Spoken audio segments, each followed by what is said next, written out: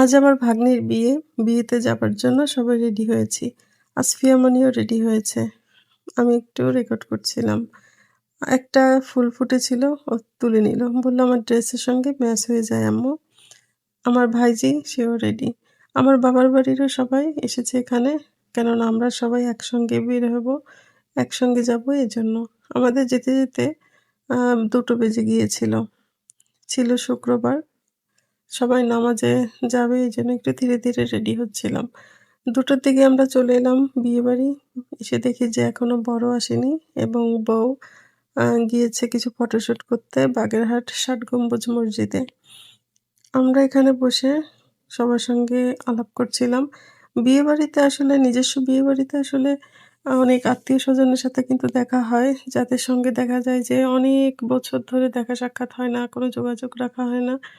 কিন্তু এরকম পারিবারিক একটা অনুষ্ঠানে সবাই সবার সঙ্গে সাক্ষাৎ হয়ে আসলে খুব ভালো লাগে। আমরা খেতে বসেছিলাম। আমরাই ছিলাম মেয়ে পক্ষের লাস্ট বৈঠক। আমাদের পরপরই খাওয়ার পরপরই জামাই এসে গিয়েছিল। এখানে গরুর গোশের বিরিয়ানি, ডিম ছিল, রোস্ট ছিল, দই ছিল এবং সঙ্গে কোক ছিল। সবাই খেয়ে নিই। তারপর কিছুক্ষণ বিশ্রাম নিতে, নিতেই দেখলাম জামাই এসে পড়েছে। সময় কত দ্রুত চলে যায়, তাই না বলুন? সেই ছোট্ট নিপু দেখতে, দেখতে কত বড় হয়ে গেল।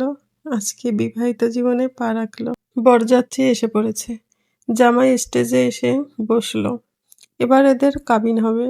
আজকেই হচ্ছে কাবিন হবে। এই সময়টা একটা মেয়ের কাছে আসলে অনেকটা ইমোশনাল একটা সময়।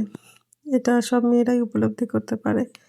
এই কার্ডে ওদের আঙ্গুলের ছাপ রাখছে স্মৃতি হিসেবে। সুন্দর একটি নতুন জীবনের জন্য তোমাদের জন্য অনেক, অনেক শুভকামনা রইল। তোমরা অনেক সুখী হও, ভালো থেকো, সুস্থ থেকো। এই কামনা করছি। এখন অনুষ্ঠানের প্রায় শেষ পর্যায়ে জামাই আর মেয়েকে দুধ ভাত খাওয়ানো হচ্ছে। আমাদের এলাকায় কিন্তু এই প্রচলনটা আছে। আপনাদের আছে কিনা কমেন্টে জানাতে পারেন।